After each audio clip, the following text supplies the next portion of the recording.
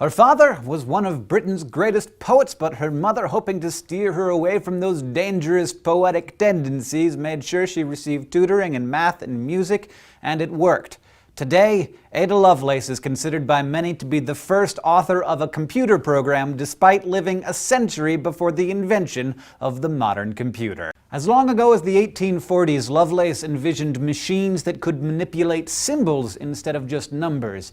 And while there are some who would debate her title as world's first programmer, there's no denying her influence as a gifted mathematician who was also way ahead of her time. Her father was the poet Lord Byron, and while he wasn't around for much of his daughter's life, he too encouraged her to pursue a career in science. In 1833, young Ada was introduced to Charles Babbage, a mathematics professor at Cambridge University, who today is commonly recognized as the father of the computer. Ada was 17, Babbage was 42, but intellectually they were peers. Ada soon met and married William King, the Count of Lovelace, and took on all the stuff that went with being a nobleman, wife, and mother, but she continued to correspond with Babbage for the next 2 decades. Babbage's most notable invention was the analytical engine, a brass and iron steam-powered machine he first envisioned in 1837. It included a central processing unit called the mill, and expandable memory, which he called the store. Controlled by punched cards, which could be used to input data, the engine could be programmed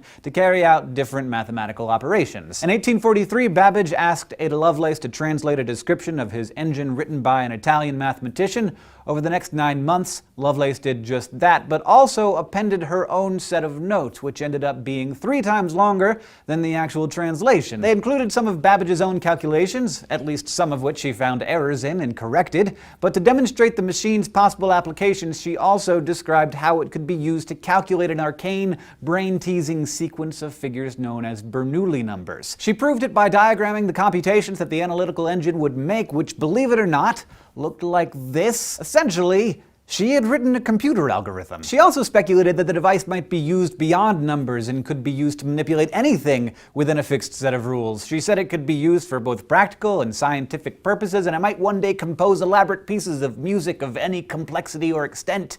Basically all the stuff that we use computers for today. While the analytical engine was never built, Lovelace's translation was published and well received, earning her fans in Britain's scientific community, like pioneering electrochemist Michael Faraday. In 1852, at the age of 36, Lovelace died of cancer. It wasn't until 101 years later that her work was republished, just as people were starting to actually build the computers that she envisioned. And it became clear how prescient she was. Lovelace liked to call herself an analyst and metaphysician, but Babbage called her the enchantress of numbers. Thank you for watching.